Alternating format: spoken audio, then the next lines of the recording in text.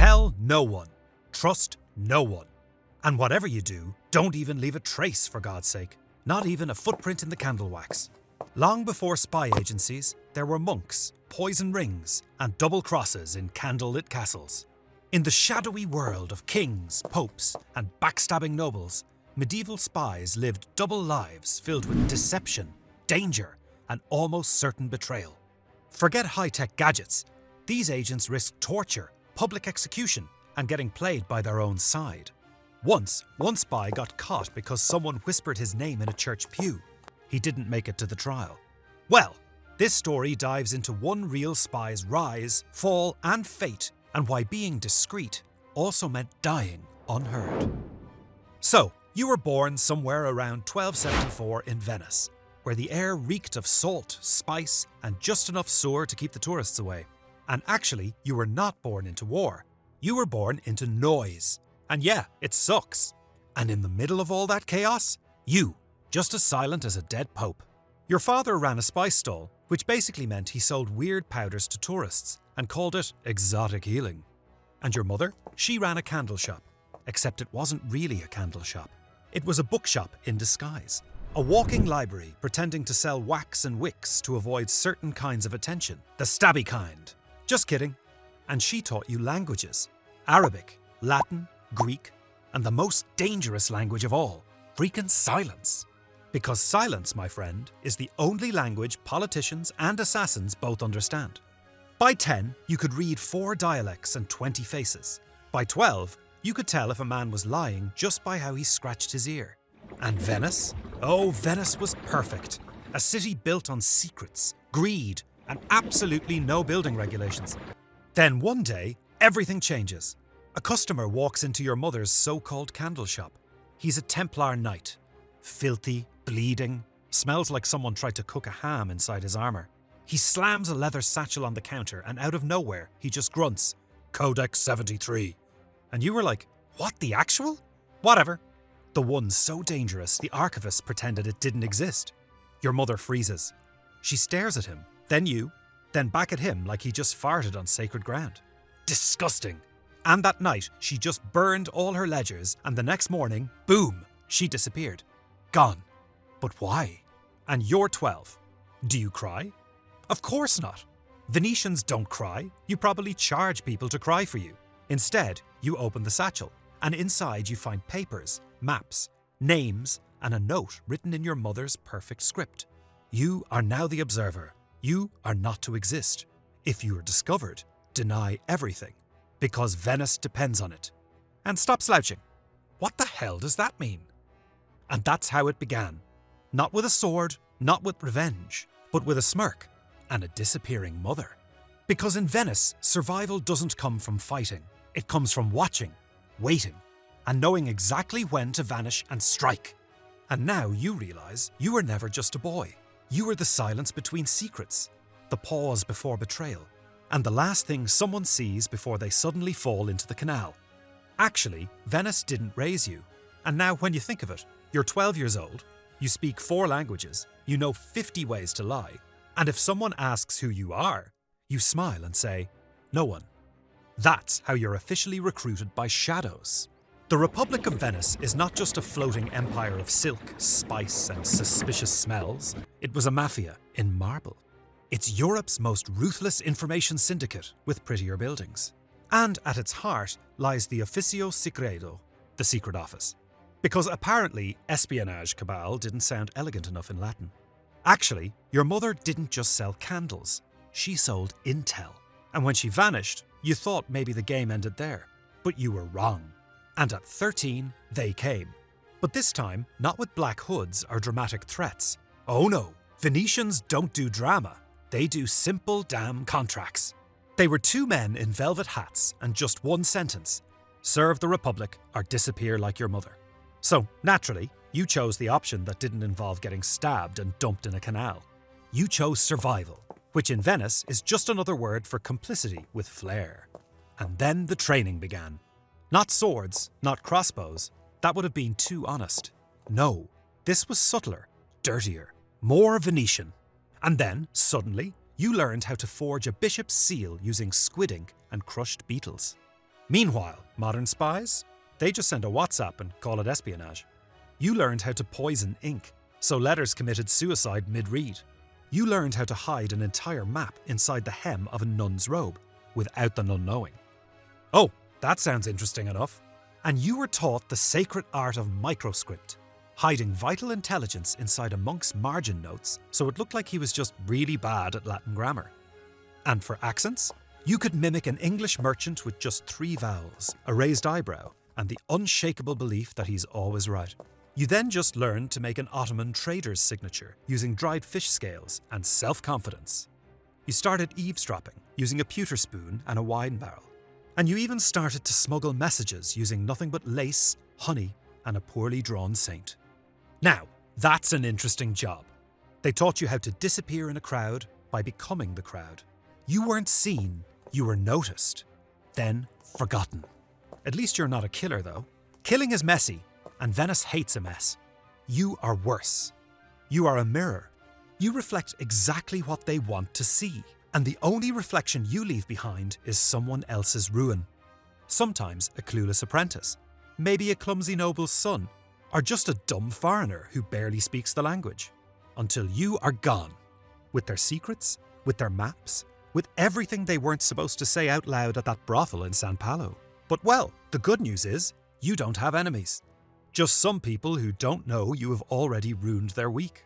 And now you have become the Republic's invisible ink. The whisper between treaties and the footnote that topples dynasties. And you're only 13. Your bedtime stories were written in cipher and your lullabies were sung in code. And every time you walk past a canal, you smile. Because the water sees everything, and like you, it never speaks. Then came your first mission. Not a sword fight, not a daring heist. Nope. You are sent to Damascus to listen. Because sometimes the deadliest weapon isn't a dagger. It's knowing who's stabbing you in the back. So, Venice suspects a leak. Someone in their own trade fleet is feeding secrets to the Mamluks, names, routes, maybe even the password to the council's wine cellar. They want proof. So your cover is a translator for hire with a shady backstory. Well, thanks to Mom's secret library and a reputation for loving a good juicy rumour, you forge letters with enough fake flourishes to make a poet cry. You intercept messages, swap them out before anyone notices, and keep juggling so many secrets, and yeah, you're basically a walking conspiracy. And Damascus is a chessboard. And you are playing 8 games at once, while everyone else is still figuring out how the pawns move. You befriend a Mamluk scribe named Faisal. He was exactly like you. Same eyes, same cunning, the same hunger. But he's smart, charming, the kind of guy who could sell you a bridge, then paint it gold while you weren't looking. Yeah, exactly that. And yeah, he's totally suspicious about your past, but you're suspicious about him too. Because, you know, trust? That's a luxury Venice can't afford. You debate politics, art, and trust, mostly to keep an eye on him while pretending you're just a chatty foreigner. You even share half-truths about your mother. You laugh at his jokes. You almost let yourself believe he's not the enemy. And then one night, curiosity beats caution.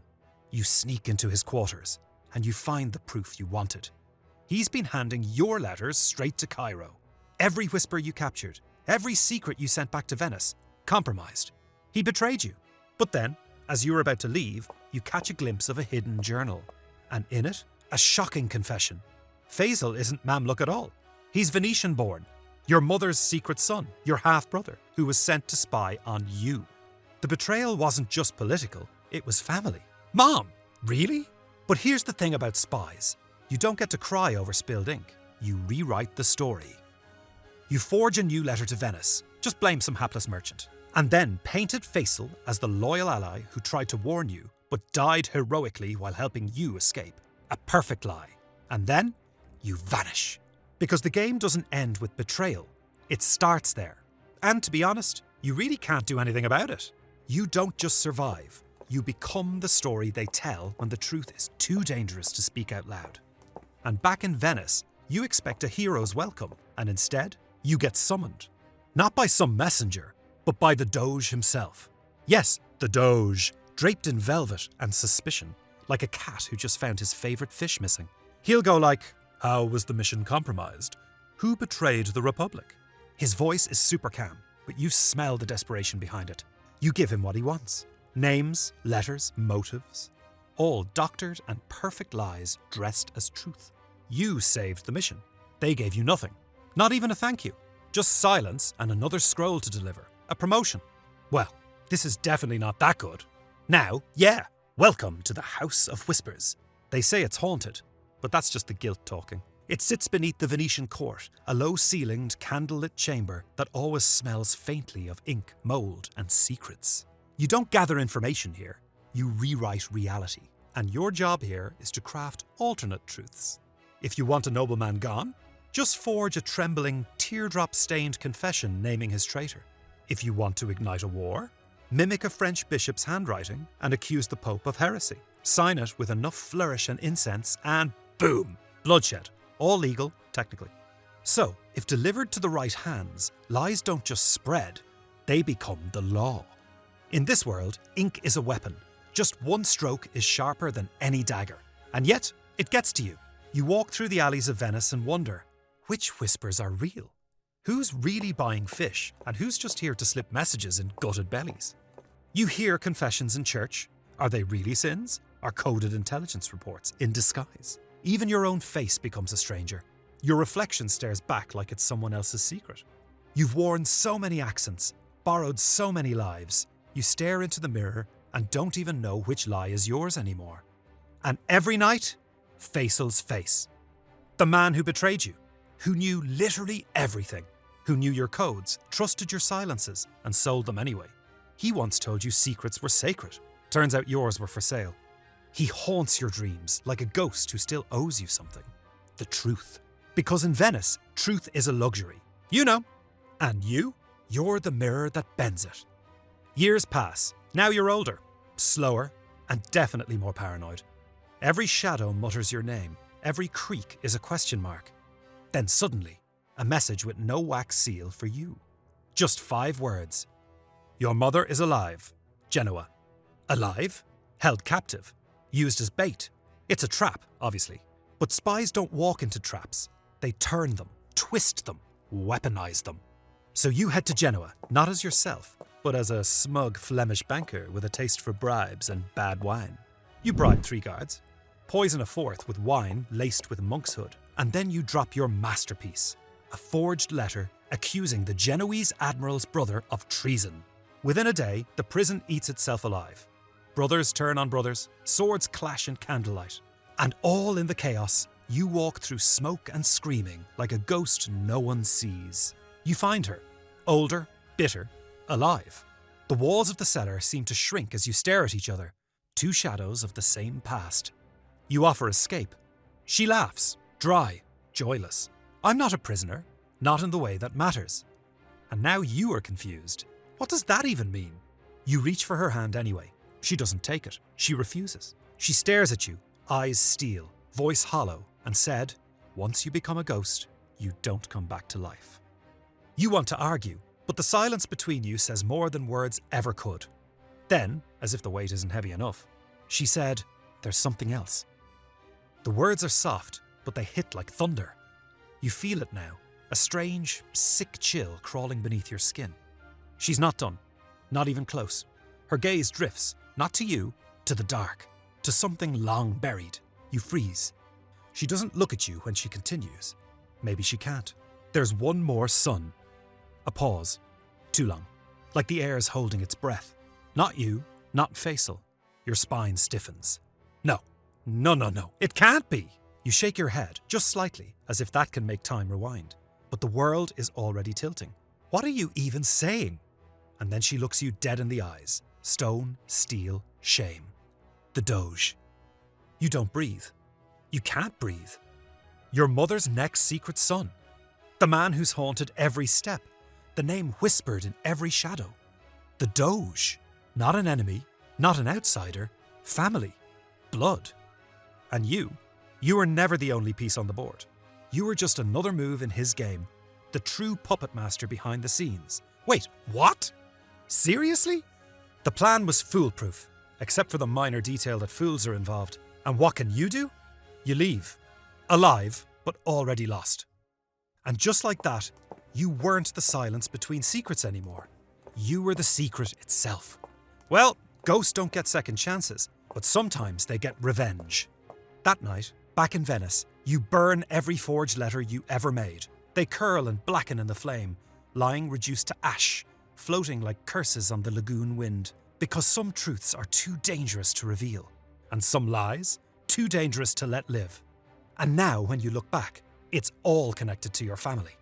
So why did it suck to be a medieval spy? First, there was no backup. MI6 wasn't a thing. You didn't have a handler. You had a monk who muttered Latin, smuggled poison in wine barrels, and couldn't even keep his own robes clean. Second, there was no glory. You start a war with one forged letter, a masterpiece, and who gets credit? Some musty diplomat with a wig and a lazy eye. Then, no therapy. Yeah, because of the constant betrayal. Your allies? Probably also spying on you. Your lover? Absolutely a double agent. Your mom? May or may not be alive and bait in Genoa. Fun times. What about career growth? Sure, from nameless scribe to nameless corpse in just 3 promotions. And any retirement plan? Rotting in a well behind a monastery. Any health plan? Get stabbed? Here's a mouldy cloth and a prayer. And vacations? Congratulations! You're now hiding in a swamp pretending to be a deaf goat farmer. Don't forget to never speak or make eye contact. And the freaking worst of all, the more brilliant your deception, the more certain you'll die forgotten. If you succeed, you vanish. If you fail, you're flayed in public. And if you dare ask for a raise, you'd get accused of heresy, branded a witch, and fed to dogs in front of children. Nothing. Not a statue, not a song, not even a free drink. Just a shadow. And the creeping suspicion that the truth was always uglier than the lie you told to cover it.